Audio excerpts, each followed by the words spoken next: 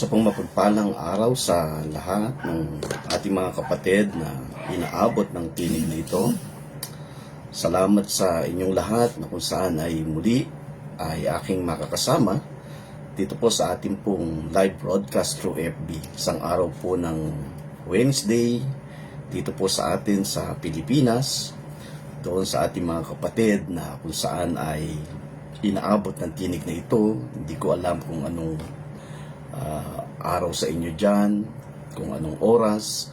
Binabati natin ay isang mapagpalang umaga yung ating mga kapatid dyan sa lugar po ng California, maging sa iba't ibang panig ng daigdig, no? Isa pong mapagpalang araw kung anong oras po dumadating sa inyo ang tinig na ito.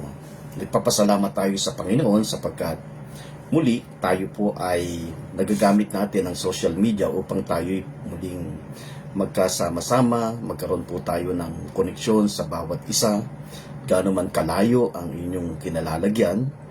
Ngunit ang Diyos ay may kakayahang gumawa, no, through social media upang patuloy nating maunawaan yung mga bagay na nais niyang ituro sa bawat isa sa atin. Pinapasalamatan nga po natin yung ating mga kapatid na talagang nilalagyan ng Diyos ng kauhawan at kagutuman sa kanyang puso sa katuwiran ng Panginoon, ano?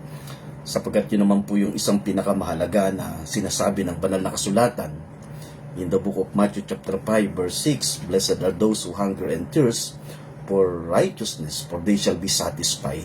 Alam nyo, walang ibang pwede na maging kapamaraanan ng Diyos para madama ng tao yung tunay na kapunuan maliban doon sa uhaw at gutom na kanyang mararanasan.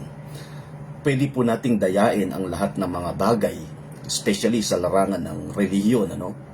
Ngunit hindi po ang uhaw at gutom, sapagkat ang uhaw at gutom, hindi po ito kailanman kayang dayain ng sino man. Kaya sinasabi ng banal na kasulatan, "Blessed are those who hunger and thirst for righteousness," and that is the righteousness of God, that is Christ's righteousness, "for they shall be satisfied." Yun lamang po ang isang kapamaraanan upang madama ng tao yung satisfaction na hinahanap niya. Maraming mga bagay na ninanais na maranasan ng tao, ano? Gumagawa sila ng iba't ibang kapamaraanan upang madaman nila at maranasan yung real satisfaction na hinahanap nila.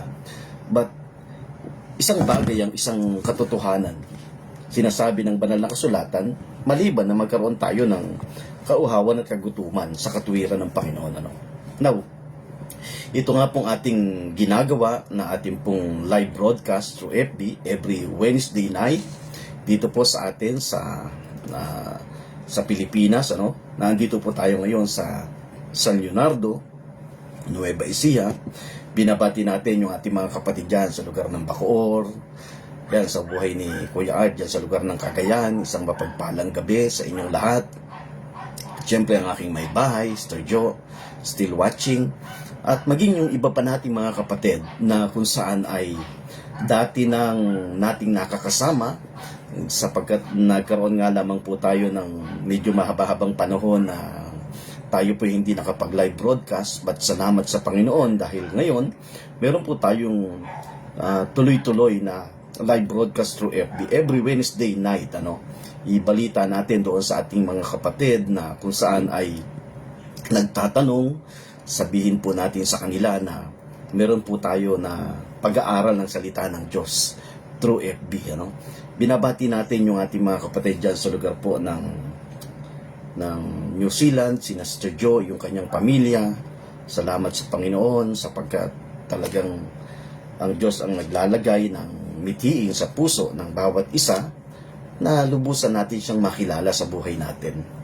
Yung ating pong tinatalakay every time na tayo po ay nagkakaroon, ano, ng pag-aaral sa salita ng Diyos dito po sa social media. Tayo po ay nagpasimula doon sa tinatawag natin na where is our consciousness. Napaka-importante po noon, sapagkat nakita po natin na kung meron ng isang bagay na gusto ang Diyos na tayo po ay maging conscious, hindi sa mga bagay na nagagawa nating mali, sapagkat ang totoo po niyan, kung lagi na lamang po nating babantayan yung paggawa natin ng mali, hindi po mauubos ang bagay na yan. Napakabigat na Ang kumangker sa isipan ng isang tao ay walang iba kundi yung kanyang paggawa ng mali. Kaya ang nagiging consciousness niya ay naandoon sa paggawa niya ng kasalanan. But the Bible says, our consciousness kinakailangan naandoon sa mga bagay na ginawa ng Panginoon. Sapagkat dito po natin lubusang mauunawa kung gaano tayo ka-bless. Salamat sa Panginoon sapagkat biniyayaan tayo ng isang pagkakataon sa buhay natin na tayo po ay makakilala sa Kanya. Yan po yung isang katotohanan. Ang pagkakilala natin sa Panginoon, hindi po tayo ang may gawa niyan. Hindi po tayo ang may desisyon niyan. Yan po yung desisyon ng Diyos sa buhay ng bawat isa sa atin. At kung titingnan natin, ano naman ang naging pinakabatayan ng Panginoon? Bakit siya nagdesisyon niya? Tingnan niyo po yung binabanggit. Meron ditong binabanggit sa aklat ng Epeso. Dito ay makikita natin yung isang napakagandang talata na sinasabi ng Epeso, kabanatang 1, talatang 5. Sabi po dito, 5 hanggang 6. Having predestinated us unto the adoption of children by Jesus Christ to Himself, according to the good pleasure of His will. Pagdating sa verse 6, to the praise of the glory of His grace, wherein He hath made us accepted in the beloved. So kung meron mang dahilan kung bakit tayo ay naging katanggap-tanggap sa Diyos, alam niyo kung sino ang dahilan? Sabi doon, He made us accepted in the beloved. The reason why we are accepted by God, it's because of His beloved. And who is the beloved? The beloved is Jesus, yung kanyang anak. Yan po yung isang bagay na napakaganda na. Now, makikita natin doon na tayo ay tinanggap ng Diyos dahil sa kanyang minamahal na anak. Yun po yung isang dahilan. Hindi dahil sa ikaw ay mabait, hindi dahil sa ikaw ay nagdesisyon sa sarili mo. Ang totoo po niyan, kahit anong gawin mong desisyon sa sarili mo, kung hindi nagdesisyon ng Diyos na tayo'y tanggapin niya, tayo ibilang niyang anak, wala po tayong magagawa. Ang sabi po doon, having predestinated us unto the adoption of children by Jesus Christ. Pag ibinaba po natin, sabi doon sa verse 4, according as He had chosen us in Him before the foundation of the world, that we should be holy and without blame before Him in love. Napakaganda nung sinasabi ng banal na kasulatan. Ayon sa pagkapili niya sa atin, bago pa maitatag ang sanglibutan. Kaya sana po ang bawat isa sa atin ay naandoon po nawa ang ating consciousness sa mga bagay na ginawa ng Diyos. Hindi doon sa mga bagay na nagagawa nating mali, ano? But hindi ko po tinotolerate yung paggawa ng mali. Tandaan po natin. Ang isang bagay lang na gusto kong ipagdiinan lagi sa bawat taong nakakausap ko. Kung tayo man ay nagiging conscious, dapat ay maging conscious tayo sa mga bagay na ginawa ng Panginoon. Now, ngayon, gusto kong patuloy natin na taluntunin yung mga bagay na nais ng Panginoon sa buhay ng bawat isa sa atin. Siyempre, ang napaka-importante para mas lubos nating maunawa kung ano po yung mga bagay na nais ng Diyos, simulan natin sa pasimula. At ito'y walang iba kundi sa kalagayan ng tao na kanyang nilikha. Makikita natin sa buhay ni Adan, kung hindi ako nagkakamali, isang bagay na binigyan natin ng pansin nung nakaraan ay patungkol doon sa consciousness na ang nakakalungkot, ang consciousness ng marami ay naandoon sa tinatawag natin na sin conscious. But ang nais ng Diyos ay maging conscious tayo sa ginawa ng Panginoon.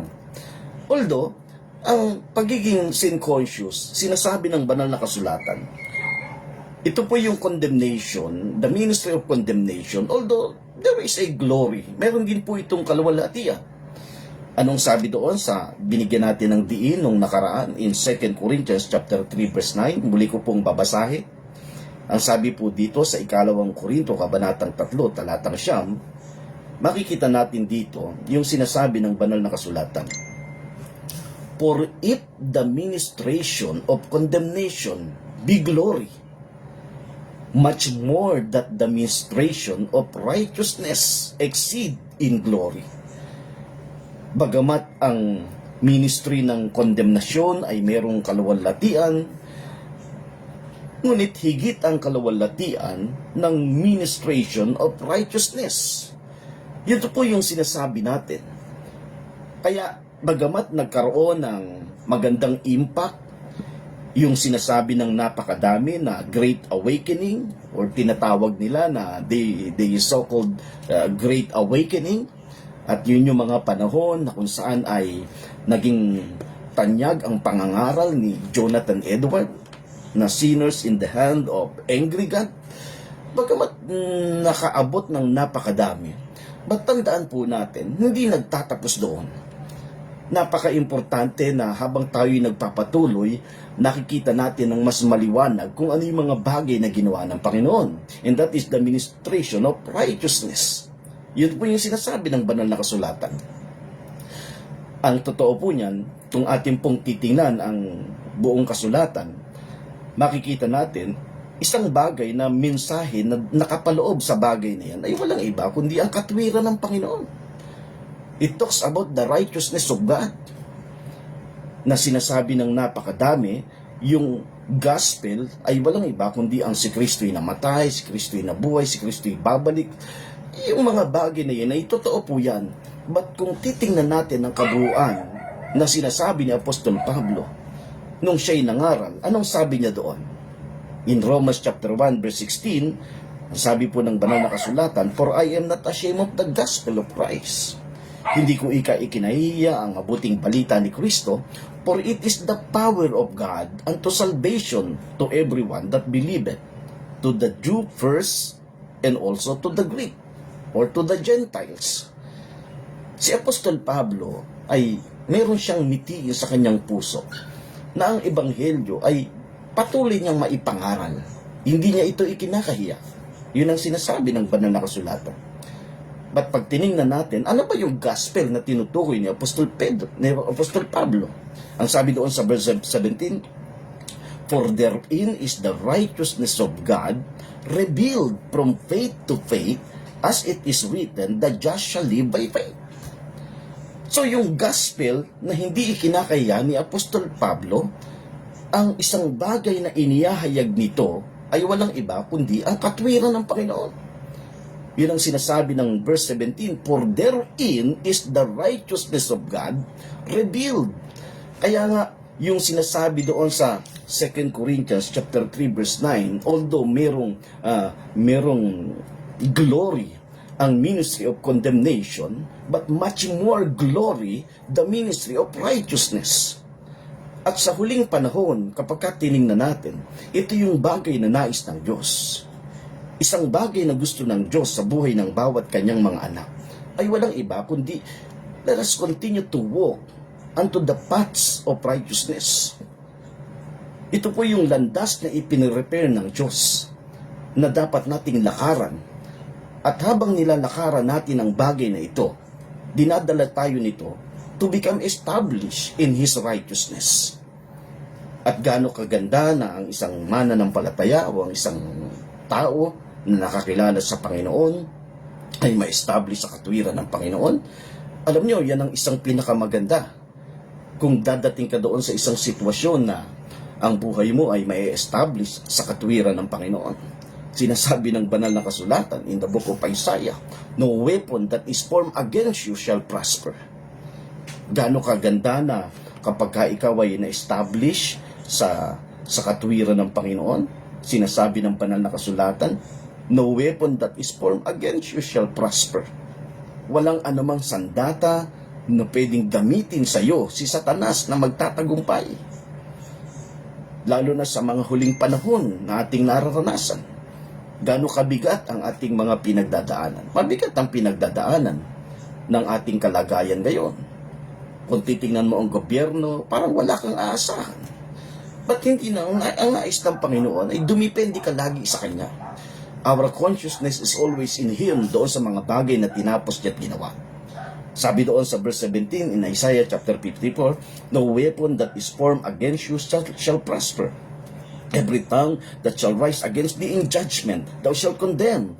This is the heritage of the servant of the Lord, and the righteousness is of me, saith the Lord." Wow!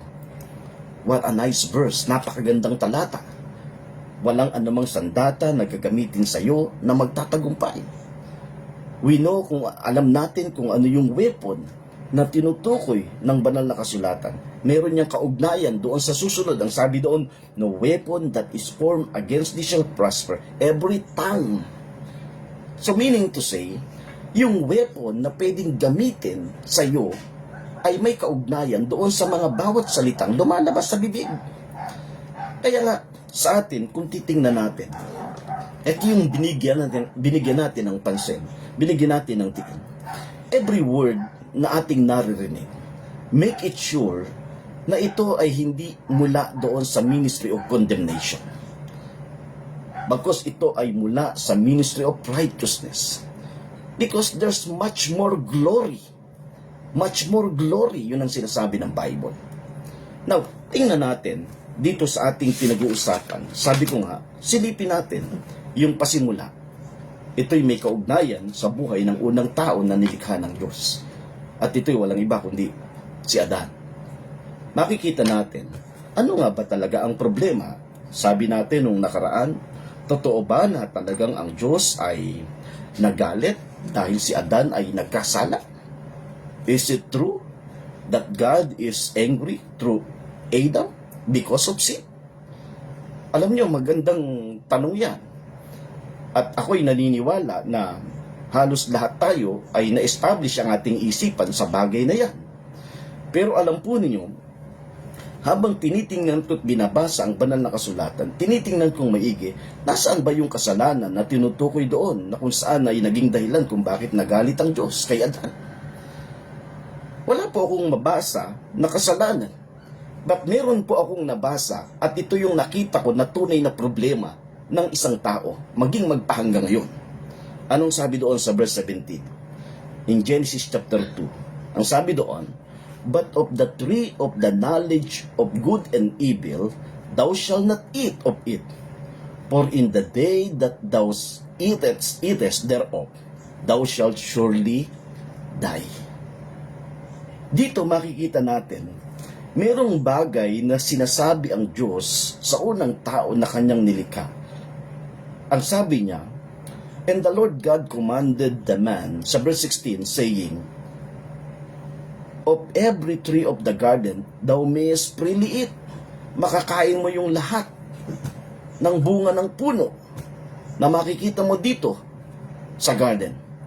But of the tree of the knowledge of good and evil, thou shalt not eat of it.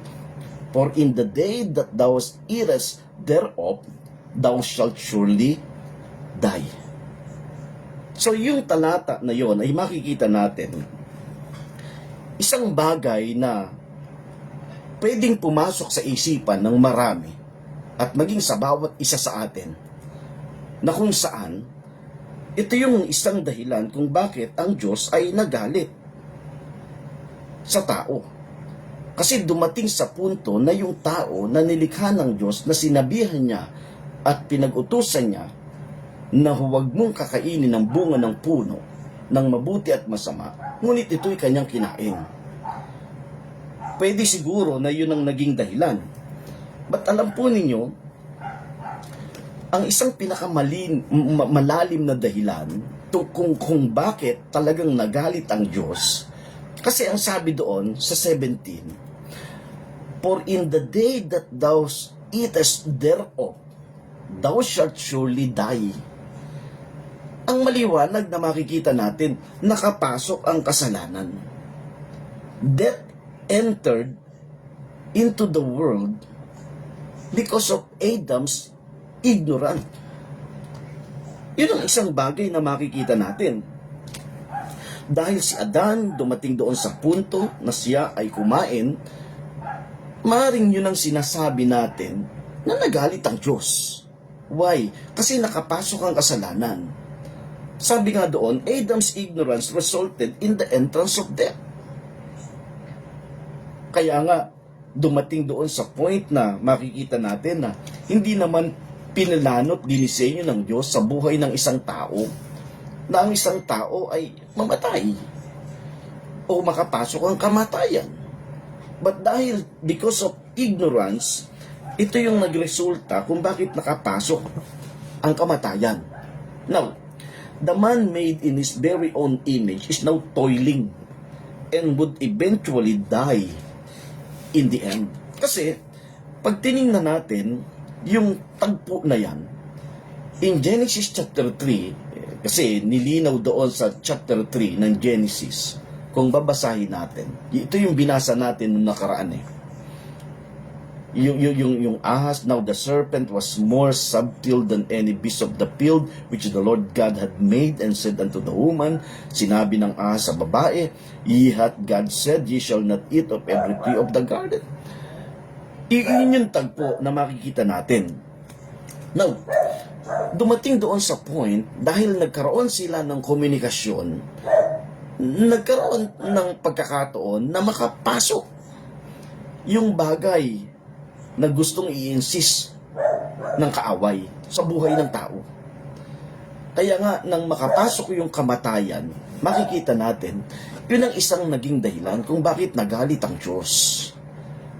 Pero, wala tayong makita directly sa banal na kasulatan na nagalit ang Diyos dahil doon sa ginawa ni Adan na kung saan yung sinasabi ng napakadami na naririnig. Ang isang malalim na dahilan na makikita lang natin, it's because nakapasok ang kamatayan. Parang ganito, naalala ko yung sinasabi ng isang nakausap ko. Sabi niya, isang mangangaral, sabi niya, paano mo sasabihin na nagalit ang Diyos doon sa tao na kanyang nilikha? Dahil ba lang doon sa ginawa ng tao na kung saan ay kumain ng bunga ng puno na ipinagbabawal ng Diyos? Alam natin na talagang ipinagbabawal ng Diyos yun. Yun naman ang totoo. But mas ikinagalit ng Diyos kung titingnan natin because death entered into the human race. Kasi nakapasok ang kamatayan. Yun ang isang katotohanan. Nang makapasok ang kamatayan, parang ganito, yung isang bata, sinabihan ng kanyang tatay, sinabi ng kanyang tatay, anak, huwag kang tatawid sa kalsada. Kasi kapag ka tumawid ka, maraming dumadang sasakyan. Mapapahama ka. So dumating doon sa point dahil ang bata ay ignorance. Nang siya'y tumawid, nahagip siya. Nung nahagip ang bata, and then magagalit ba kaagad ang tatay doon sa anak niya? Una tigit sa lahat, makikita natin, magagalit ng tatay dahil ang anak niya ay doon sa sinasabi niya na mangyayari sa kanya. Yun ang naganap sa kanyang anak. Pero una tigit sa lahat, andoon pa rin ang pagtulong ng kanyang tatay sa kanyang anak. Mas uunahin ng tatay na tulungan yung kanyang anak kaysa doon sa pagalitan niya yung kanyang anak. Kaya nga, sinasabi natin, hindi natin binabaliwala, hindi natin tinotolerate yung paggawa ng mali.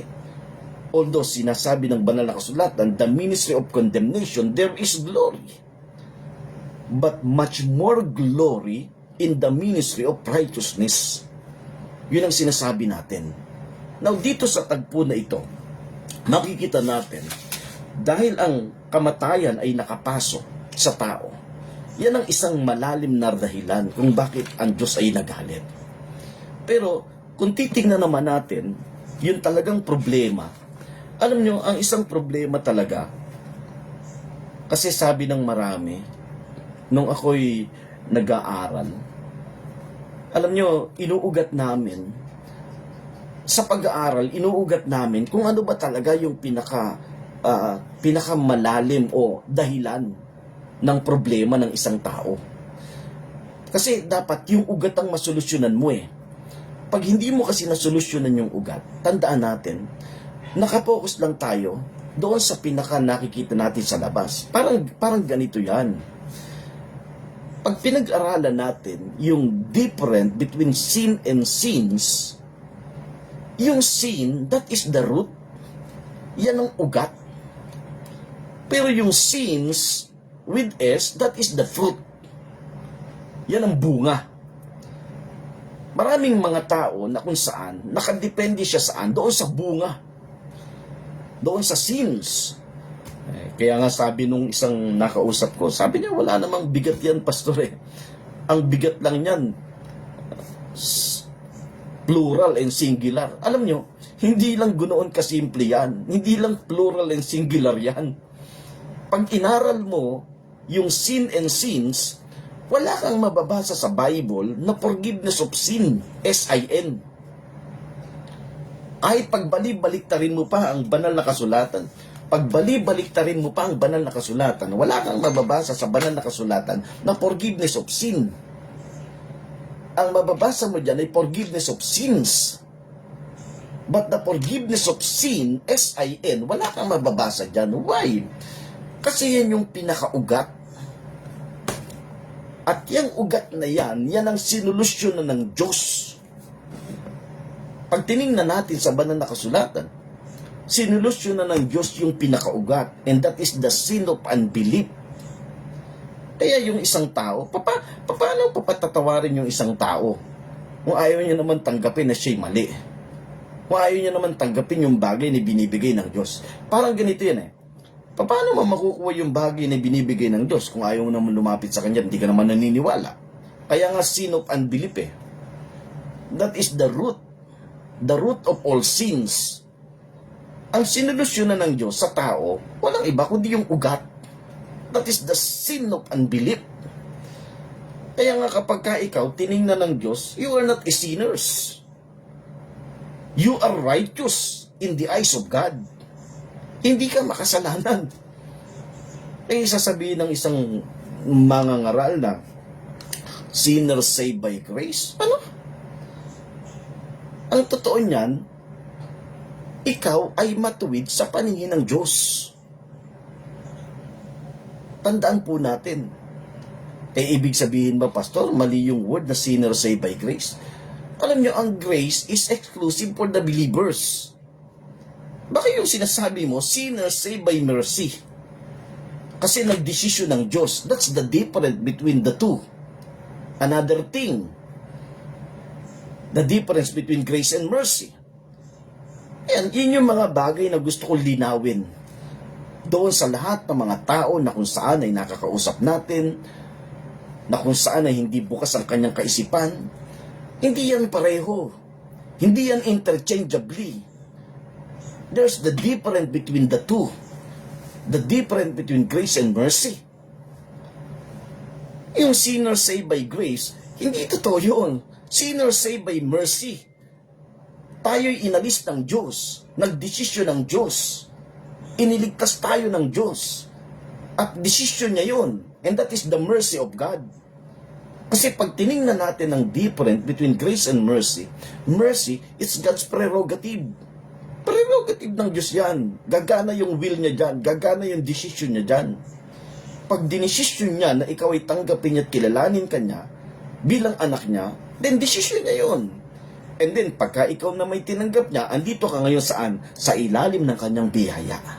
O, paano mo yung sasabing sinner saved by grace? Napakadaming mga mangangaral, ganyan ang mindset. Dapat makita natin ang bagay na yan. Sabi nga, napakanipis ng pagitan ng liwanag at dilim.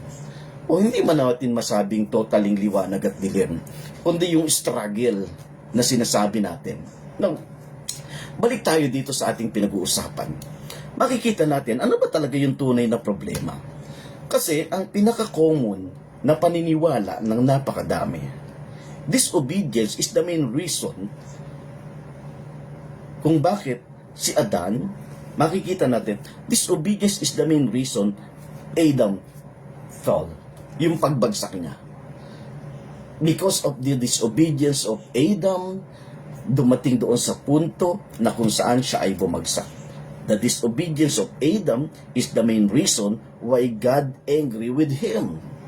Yan, that's the common belief. Very common yan. The disobedience of Adam is the main reason why God angry with him. Kaya nga, pag tinignan natin kung ang disobedience ni Adan, kung bakit nagalit ang Diyos sa kanya, ito yung dahilan. This is the reason why there's a lot of preaching is focused to obey God. Hindi ba yan ang focus ng marami? Na kapag ka nangaral ka, kinakailangan sundin mo ang Diyos.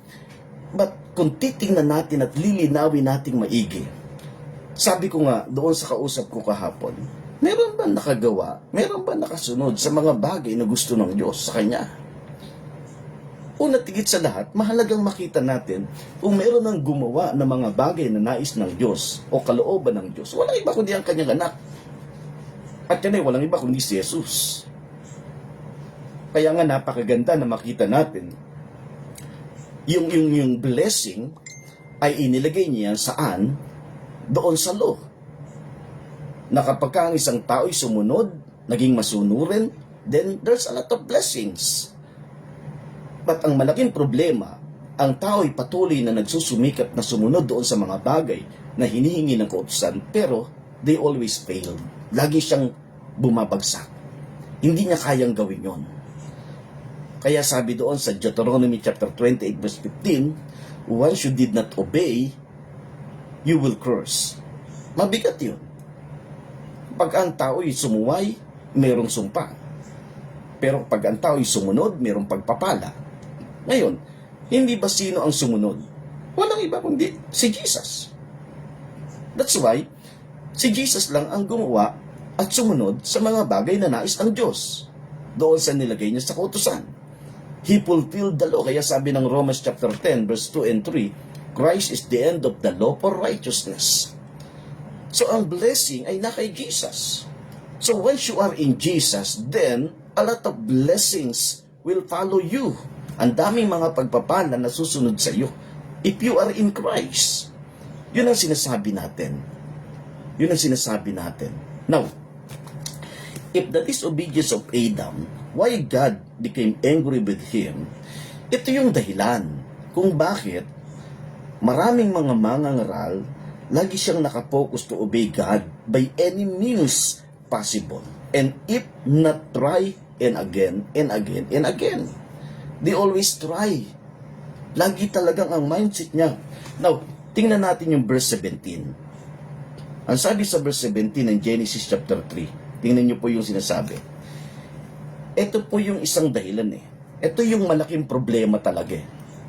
And unto Adam he said, kay Adan naman ay sinabi, because thou hast hearkened unto the voice of thy wife, dahil nakinig ka sa sinasabi o sa boses ng asawa mo, the voice of your wife, and has eaten on the tree, kumain ka ng bunga ng puno na ipinagbabawal ko. Thou shalt not eat of it. Cursed is the ground for thy sake. In sorrow shalt thou eat of it all the days of thy life. So, ang isang dahilan, makikita natin, yung hindi niya pakikinig. Ito maliwanag to. The real problem na makikita natin sa banal na kasulatan, yung binanggit sa verse 17, it was listening and not disobedience. It was listening and not disobedience, and it was right there all along. Kung meron man tayong makikita na talagang totoong problemang pinagdadaanan ng tao, even magpahanggang ngayon, alam niyo kung ano? Yung hindi pakikinig. Yan ang isang totoo. Kasi lagi tayo nakapokus doon sa sinasabing disobedience. Pero kung titingnan natin ang isang dahilan sa buhay ni Adan, makikita natin na totoong problema, yung hindi niya pakikinig. Yung hindi niya pakikinig, malaking bagay po yan. Pag ang isang tao hindi natutong makinig, napakabigat na. Naalala ko, pagka tiningnan natin sa banal na kasulatan, gaano ka big deal ang pakikinig, pastor? Kung babasahin natin ang Book of Deuteronomy, alam nyo, sa Book of Deuteronomy, chapter 4, meron tayo ditong mababasa. Isang bagay bago sakupin ng bayan ng Israel, yung lupang pangako, bago sila dalhin doon. Actually, second generation ang nakapasok doon eh. Hindi naman talaga totally yung mga lumabas doon sa lugar na kung saan sa Ehipto eh. Kundi yung second generation na, yung kanyang mga anak, yung mga inapo. Kaya, bago pumasok yan, si Moses, bago hatid doon, hindi naman siya nakapasok, pero pinaalalahan ni Moses. Anong sabi doon? Deuteronomy chapter 4, verse 1. Now therefore, hearken, O Israel, unto the statutes and unto the judgment which I tell you, for to do them, that ye may live and go in and possess the land which the Lord God of your fathers giveth you. Makikita natin yung pinaalalahanan ni Moses ang bayan ng Diyos na kung saan bago nila i-conquer yung lupang pangako. Tingnan niyo po yung pagkakasabi sa verse 1. At ngayon, O Israel, pakinggan mo ang mga tuntunin at mga batas ng aking itinuturo at iyong gawin na ang mga ito upang kayo'y mabuhay at pumasok at angkinin ang lupaing ibinigay sa inyo ng Panginoong Diyos na inyong mga ninuno. See, ang binibigyan ng diin ni Moses sa bayan ng Diyos bago nila i-conquer yung lugar, yung lupang pangako. Alam niyo yung binigyan niya ng diin doon? Walang iba kundi pakikinig. Listening. Why? Because listening is the biggest issue. That's the biggest problem. Yan ang pinakamalaking problema. Ngayon, ang nakapokus ang tao saan? Sa disobedience. Kaya naman, pagka sa larangan ng pangangaral, ang pinakadulo lagi ay obedience. You must obey God.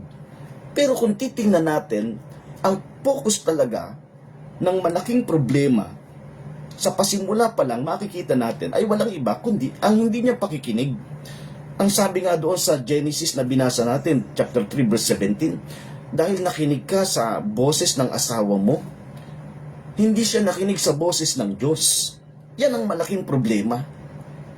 Even up to now. At hanggang ngayon, ang malaking problema ay merong kinalaman sa pakikinig. Sabi doon, it was listening and not disobedience, and it was right there all along. Adam has a hearing problem. Merong malaking problema si Adan. Saan? Sa kanyang pakikinig. Kasi hindi niya pinakinggan ng Diyos. Sino pinakinggan niya? Ang asawa niya.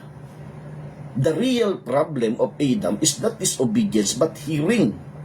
That's the real problem even up to now. Yan po yung totoo. Even up to now, that's the real problem.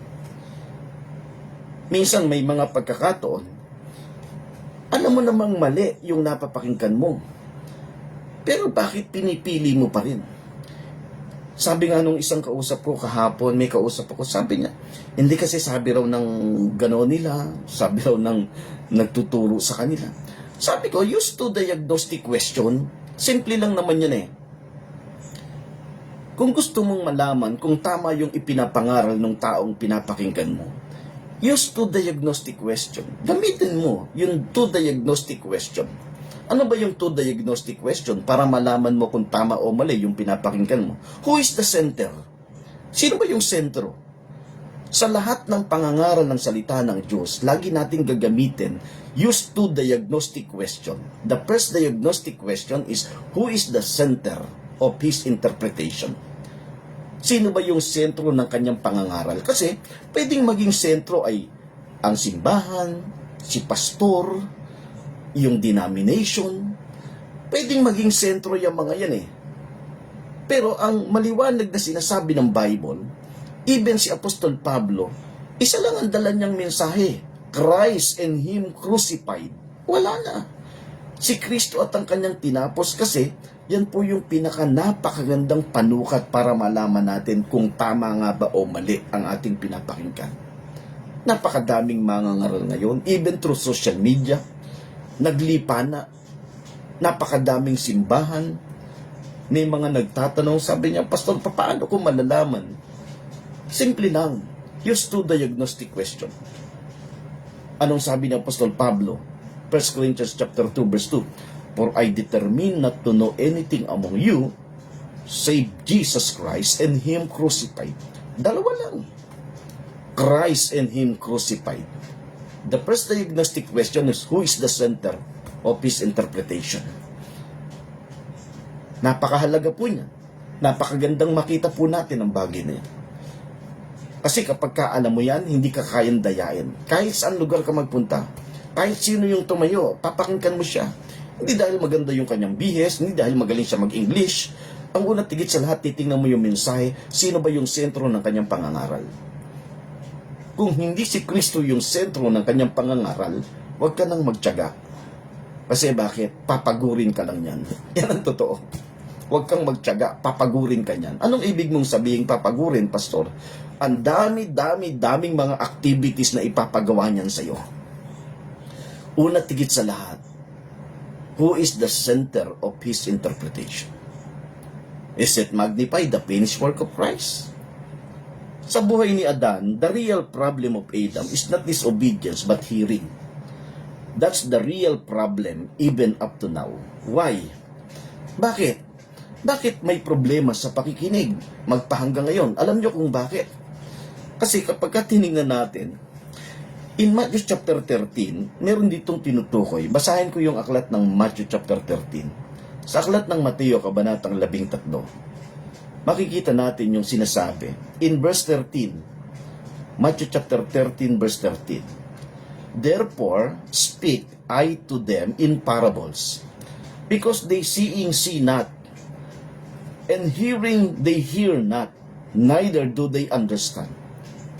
So, dito makikita natin, sabi dito sa Mateo, kabanatang 13, kaya sinasabi natin, even magpahanggang ngayon, even up to now, yan ang problema ng marami.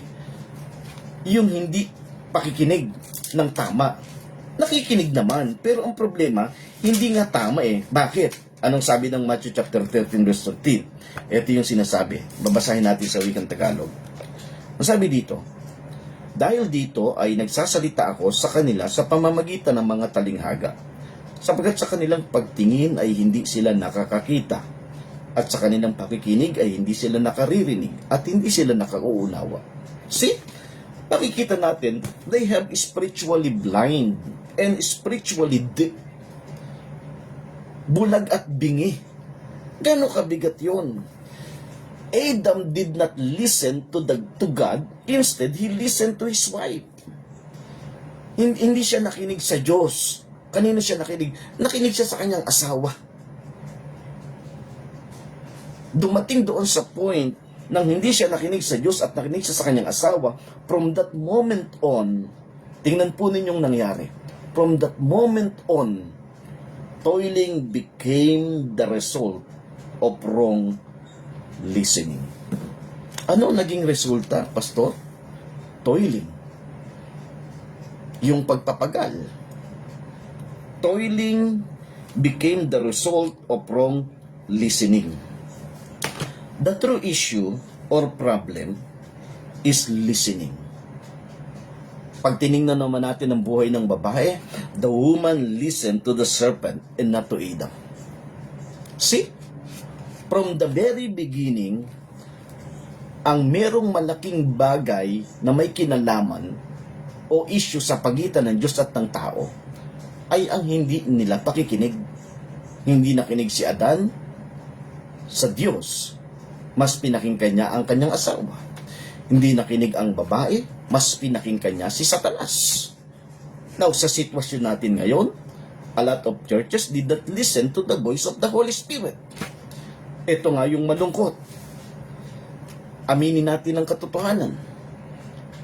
Maraming nangangaral, kapag ka nangangaral, una tigit sa lahat, tatanungin niya, meron bang nag-consult sa Holy Spirit kung ano yung gusto ni Holy Spirit na ipangaral niya? Hindi ba may mga pagkakataon, pumipili ka ng topic na madali mong maipangaral dahil doon ka kampante? Doon mo madaling maidadrive ang lahat? Totoo po yun. Kaya ko yun nasasabi dahil naranasan ko yan noon. Karanasan ko yun eh. Kaya ko yun nasasabi. Bagamat ako ay nagpipray, pero yung bagay na talagang mas kaya ko at gamay ko, yun ang ipapangaral ko. May mga pagkakataon, Lord, nag-aas ka, Panginoon, ano yung bagay na gusto mo? Pero deep inside, sa puso mo, yung gusto mo, ang gusto mong ipangaral. Hindi gusto ni Holy Spirit. Kaya, even up to now, a lot of churches did not listen to the voice of the Holy Spirit. Instead, he listened to the serpent, listening to the wrong person. Mabigat po yan. They listened to the wrong person. Tandaan po natin, Ang sabi doon, when you listen to the wrong person, meaning, you give it to weight or glory. Mabigat yan. Kapag ka sinabing glory, glory means kabod, means to give weight. Sa buhay ni Adan, mas binigyan niya ng bigat yung boses ng kanyang asawa. And not to God. Sa buhay naman ng babae, sa buhay ni Eva, to the woman case, she gave way to the serpent than to the Adam's words. No? Mabigat po yan. So ang maling pakikinig, yan ang pinakamalaking problema. Now, ngayong gabi, I hope na kung saan man tayo dinadala, kung dumating ka doon sa punto, sa sitwasyon ng buhay mo, na meron kang mga pinagdadaanan, gusto mong maunawaan kung ano ba yung tama, kung ano ba yung, saan ka ba nililid ng Holy Spirit, simpleng bagay lang. We need to be aware every word that we've been heard. Lagi tayong maging aware sa bawat mga salita na ating napapakinggan. Sapagkat tandaan po natin, kung meron man pong isang bagay na pinakamahalaga, ay walang iba kundi bawat word na ating napapakinggan. Sabi ko nga, kung ang Diyos ay gumagawa through His Word, the diversionary tactics of Satan, pwede siya rin siya makapenetrate through a wrong listening. Kaya napakabigat niyan. Now, used to diagnostic question every time na tayo po'y makakapakinig ng salita ng Diyos. Who is the center? And does it interpretation magnify in His Spanish word? Napakaganda po niya. Sino ba yung sentro? Yung bang kanyang binibigyan ng diin ay ang tinapos na gawa ng Panginoon. Hindi dapat maging sentro kung sino man po yung nangangaral, kung ano man po yung reliyong kinaaniban niya, kung anong denominasyon na andoon nakabilang siya. There is only one center, and that is Jesus and His finished work. Salamat po sa Panginoon ngayong gabi, sapagkat kahit papaano sa maikling oras, tayo po ay nagkasama-sama. Binabati natin, still watching, si Sister Marivic Tinyola Malaka. Siguro nandito siya ngayon sa Nueva Ecija or naandyan sa Manila. Si Ronaldo Pajardo Norsoles, isang mapagpalang umaga o gabi sa inyong lahat dyan, saan man lugar kayo naroon. Salamat sa Panginoon. Kayo po'y aking nakakasama.